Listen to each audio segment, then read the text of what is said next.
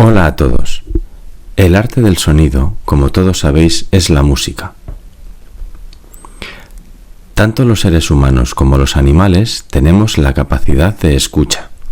Hay animales que oyen mucho mejor que los seres humanos, pero aún así, nosotros con nuestro sistema auditivo podemos escuchar música y disfrutar de ella. Lo primero que tenemos que saber es que el sonido se produce por una vibración y vivimos rodeados de sonido.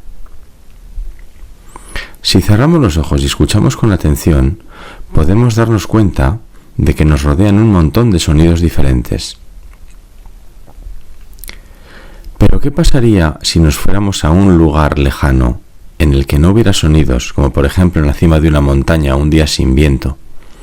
Algunos dirían que se escucharía el sonido de los animales, de los pájaros. Pero si nos fuéramos aún más lejos, al espacio en un cohete, ¿escucharíamos algún tipo de sonido? Como todos sabéis, el sonido no se transmite en el vacío, así que en el espacio no habría ningún sonido exterior. Bueno, pues la respuesta es que sí, que escucharíamos el sonido de nuestro propio cuerpo, la respiración, el sonido del corazón, los sonidos de nuestros huesos si se mueven. Y hay quien dice que hasta se puede escuchar la sangre circulando por nuestro interior. Vamos a definir qué es el sonido. Pues bien, el sonido es la sensación que se produce en nuestro cuerpo cuando una vibración llega hasta él y entra en nuestro sistema auditivo. Para ello necesitamos tres cosas: un cuerpo vibratorio, un medio transmisor y nuestro aparato auditivo con el cerebro como órgano principal. Como hemos dicho anteriormente, el sonido es la base de la música y vivimos rodeados de sonido. El sonido se puede representar gráficamente, para ello vamos a utilizar un gráfico muy simple. Pero en la realidad, el gráfico para representar el sonido sería mucho más complejo, como podéis ver en esta fotografía, y tanto los sonidos cotidianos y de los diferentes instrumentos musicales, si los representamos gráficamente, tendrían un aspecto similar a este. En esta diapositiva vamos a ver qué es un diapasón y para qué sirve. Es una herramienta de acero que nos sirve a los músicos para afinar los diferentes instrumentos musicales. Si lo golpeamos y escuchamos su vibración, oiremos la nota La. Esta nota produce una frecuencia limpia de 440 Hz y sirve como referencia para afinar los demás instrumentos.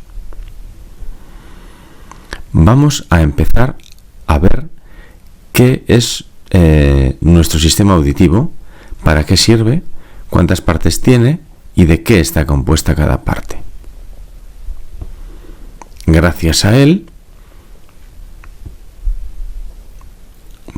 podemos orientarnos en el espacio. Si hacemos un pequeño experimento, cerramos los ojos, seguramente podremos escuchar algún sonido y sabremos perfectamente de dónde viene. Eso sucede porque tenemos dos oídos y el sonido llega un poco antes a un oído que al otro. El cerebro interpreta esa información y así sabemos de dónde procede el sonido. También nos sirve para diferenciar los diferentes sonidos. Si ahora escucháramos una nota concreta, por ejemplo, un La, tocada por una trompeta o por un violín, sabríamos perfectamente cuál de los dos sonidos ha producido cada instrumento musical. También nos sirve para poder disfrutar de la música. Ahora vamos a ver las diferentes partes de nuestro aparato auditivo. Son el oído externo, el oído medio y el oído interno. En el oído externo están la oreja, también llamada pabellón auditivo, el conducto auditivo y el tímpano. El sonido es recogido por la oreja, viaja por el conducto auditivo, llega hasta el tímpano y lo hace vibrar. En el oído medio están los tres huesecillos, el martillo, el yunque y el estribo. Las vibraciones que se han producido en el tímpano pasan primero al martillo, luego al yunque y luego al estribo.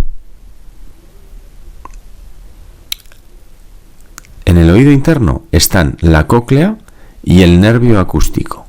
A la cóclea también se le suele llamar caracol, porque tiene forma de caracol. Las vibraciones de la cadena de huesecillos llegan hasta la cóclea y aquí esas vibraciones se convierten en impulsos eléctricos que el nervio auditivo lleva hasta el cerebro. Cuidado con los sonidos fuertes porque pueden producir sordera. Sobre todo los auriculares a un volumen muy fuerte pueden producir daños importantes en nuestro sistema auditivo. Como hemos dicho antes, el sonido se produce por medio de una vibración, pero necesita un medio para poder transmitirse. Generalmente suele transmitirse por medio del aire, pero existen otros medios. Veámoslos. Por medio del aire, como acabamos de decir.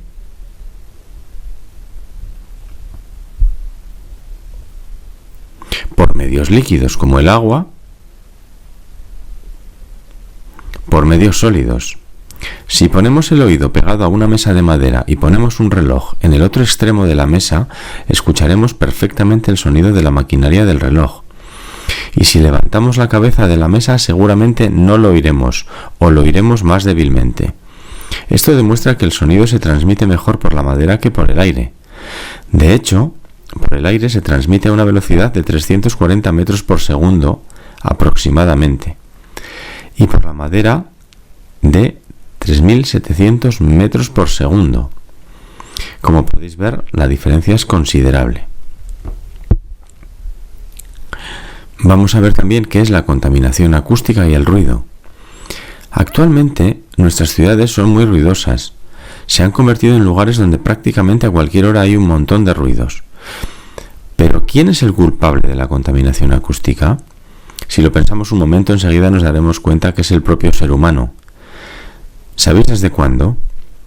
Pues desde la Revolución Industrial, la cual fue el punto de partida. Fueron las máquinas que empezaron a crear los hombres para vivir mejor, como por ejemplo los trenes, los coches, los aviones y las diferentes máquinas que nos hacen la vida más fácil.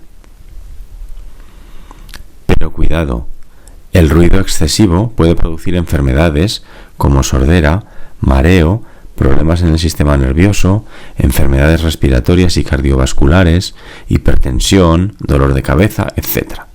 Por lo tanto, siempre que puedas, aléjate del ruido excesivo. Vamos a analizar el sonido desde el punto de vista de la física y desde el punto de vista de la música. Hay una rama de la física que se llama acústica y es la encargada de estudiar el sonido y su propagación. Vamos a analizar ahora mismo las características del sonido. El sonido tiene 4 características básicas, como son la altura, la duración, la intensidad y el timbre. La altura del sonido nos permite diferenciar sonidos agudos y sonidos graves, como por ejemplo el sonido del contrabajo o el sonido de la flauta. Un sonido grave emitirá pocas vibraciones por segundo y un sonido agudo emitirá muchas vibraciones por segundo. Pero cuidado, no debemos confundir la altura del sonido con su intensidad. Un sonido grave es el producido, por ejemplo, por un contrabajo, y no tiene nada que ver con un sonido suave, es decir, que suena débil, como un susurro. Y tampoco debemos confundir un sonido alto, como por ejemplo el sonido de una flauta, que no tiene nada que ver con un sonido fuerte, como por ejemplo el de un avión cuando despega. El sonido de la flauta tiene mucha altura, y el sonido del avión tiene mucha intensidad. Si analizamos la altura del sonido desde la perspectiva científica de la acústica, vemos que la altura del sonido se mide en hercios. Un hercio es una vibración en un segundo. El oído humano es limitado y solo podemos escuchar desde los 20 hercios hasta los 20.000. Todos los que están por debajo de los 20 hercios son infrasonidos y todos los que están por encima de los 20.000 hercios son ultrasonidos. Nosotros no podemos oír ni los infrasonidos ni los ultrasonidos. En música no utilizamos el término hercio para definir la altura del sonido. Utilizamos el pentagrama, las claves y las notas. Las notas que se colocan debajo en el pentagrama son notas menos altas, es decir, más graves, que las que se colocan en la parte superior del pentagrama, que son más agudas. Otra característica del sonido es la duración, y sirve para diferenciar sonidos largos y cortos. En música se utilizan las figuras para señalar sonidos más largos y sonidos más cortos. Hay instrumentos que pueden producir sonidos largos y cortos, como por ejemplo una flauta, y los que solamente pueden producir sonidos cortos, como por ejemplo un tambor. Ahora pasemos a la intensidad. La intensidad nos indica el volumen o la fuerza que tiene el sonido. Para señalar la intensidad gráficamente se utiliza la amplitud de la onda acústica. Como ves en el dibujo, un sonido fuerte tiene una amplitud grande y un sonido débil tiene una amplitud pequeña. Desde el punto de vista de la acústica, la intensidad del sonido se mide en decibelios. Una intensidad excesiva puede provocar daños en nuestro oído. Si soportamos una intensidad superior a los 120 decibelios, podemos dañar nuestro sistema auditivo. En música, si queremos señalar la intensidad del sonido, debemos utilizar los términos de la dinámica, también llamados matices, como por ejemplo piano, que quiere decir suave, mezzoforte, que quiere decir medio fuerte, y forte, que quiere decir fuerte, o también los reguladores, que indican intensidad variable. La última característica del sonido es el timbre. También se le suele llamar color del sonido. Gracias a él podemos diferenciar diferentes instrumentos musicales o voces humanas. Es decir, que yo diferencio perfectamente la voz de mi madre o la de mi padre, la de mi hermano o la de mi abuela, porque tienen timbres diferentes.